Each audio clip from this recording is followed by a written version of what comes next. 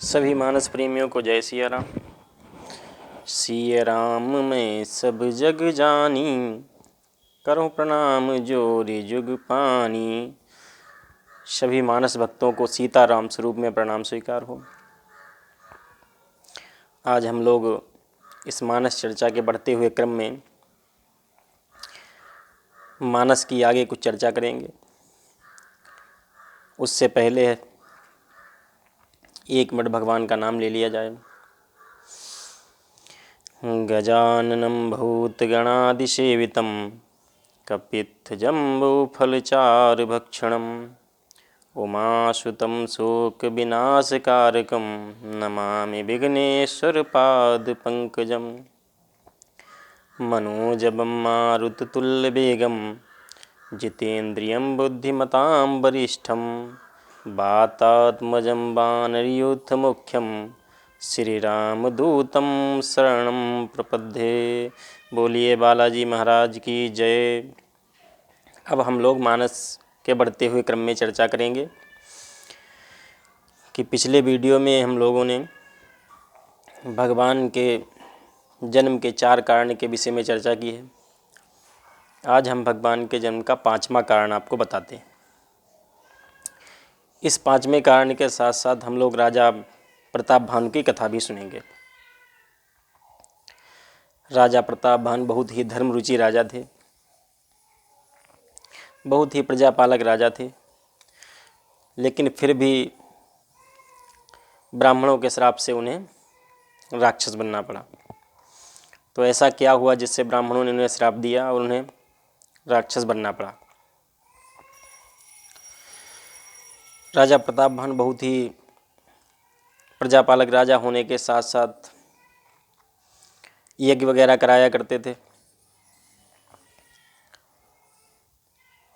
यज्ञ कराने पर संत जन उनसे कहा करते थे कि आप कोई वरदान मांग लें।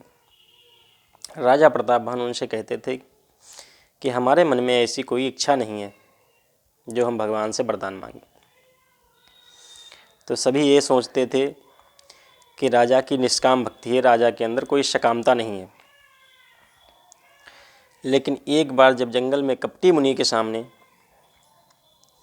रात्रि के समय में राजा पहुँचे तो कपटी मुनि ने कहा कोई ना कोई वरदान मांग लीजिए। तो यही निष्कामता राजा की सकामता में परिवर्तित हो गई। राजा ने मुनि से वरदान मांगा, जरा मरण दुख रहित तनु समर जिते जनि कोई, एक छत्ररिपुहीन महि राज कलप शत होय। इसी निष्कामता को जैसे ही सकामता में परिवर्तित किया गया, ब्राह्मणों के श्राप से राजा का पूरा परिवार राक्षस हो गया। राक्षस होने के बाद अगले जन्म की जो प्रताप भानु की कथा है हम वो आपको सुनाने जा रहे हैं। अगले जन्म में राजा प्रताप भानु रावण हुए और उनका छोटा भाई अरिमर्दन कुंभकर्ण हुआ और उनका धर्मरुचि नाम का मंत्री रावण का सौतेला भाई विभीषण हुआ। तीनों भाइयों ने तपस्या करके ब्रह्मा जी को प्रसन्न किया। भोले बाबा कहते हैं कि तीनों भाइयों की तपस्या से प्रसन्न होकर हम और ब्रह्मा जी तीनों को वरदान देने के लिए गए। तो रावण ने वरदान मांगा कि हमें अमरता का वरदान मिल जाए। ब्रह्मा जी ने कहा हम आपको अमरता का वरदान नहीं दे सकते, क्योंकि ऐसा संसार में नहीं है कि हम किसी को अमर कर दें। आपको कोई ना कोई विकल्प चुनना होगा। तो रावण ने कहा कि हमें केवल मनुष्य और बानर ही मार सकें, बाकी कोई ना मार सके। ब्रह्मा जी ने कहा तथास्तु। अगला नंबर कुंभकर्ण का आया। कुंभकर्ण को देखकर ही ब्रह्मा जी सोचने लगे कि हम जितनी सृष्टि बनाएंगे उतनी तो ये नष्ट कर देगा। तो ब्रह्मा जी के आदेशानुसार सरस्वती को प्रेरणा हुई और सरस्वती को प्रेरित करके कुंभकर्ण के मुख से ऐसा शब्द निकलवाया गया तो उसने वरदान में 6 माह की निद्रा मांग ली।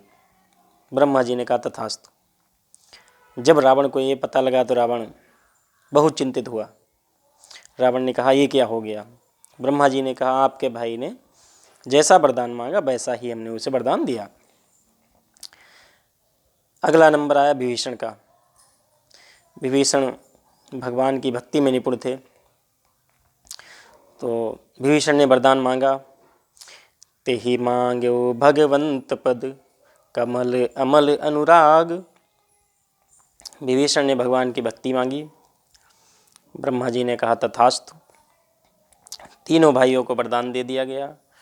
वरदान देने के बाद अब रावण की अगले वीडियो में आगे की कथा हम आपको सुनाएंगे। आज के वीडियो में इतनी ही कथा हम आपको सुनाएंगे। जय सिया राम।